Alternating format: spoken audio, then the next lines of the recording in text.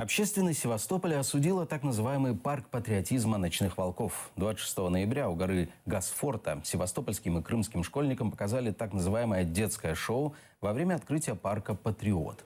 Инициатива создания такого парка принадлежит Министерству обороны России, оккупационному правительству Севастополя и байкерскому клубу «Ночные волки». Родители и преподаватели были возмущены программой, которую байкеры подготовили для детей. Мотоклуб «Ночные волки» принимал активное участие в «Русской весне» 2014 года. Они формировали отряды так называемой самообороны Крыма. По некоторым данным, члены «Ночных волков» воюют на стороне псевдогосударства ДНР. Также считается, что их лидер, байкер по прозвищу «Хирург», состоит в дружеских отношениях с президентом России Владимиром Путиным.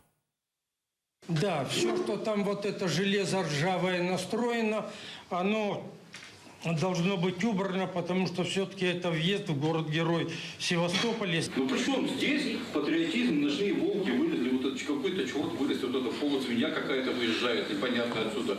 Давайте мы пойдем к этому бесу молиться завтра, целовать его. И все скинулись, по здесь эти дети, они ж не понимают. Как вообще получилось, что ночные волки постоянно появляются во всех мероприятиях, и они потихоньку заняли вот эту нишу патриотическую? Следует отделить два вопроса. Это парк «Патриот» и тема парка «Патриота» и «Ночные волки».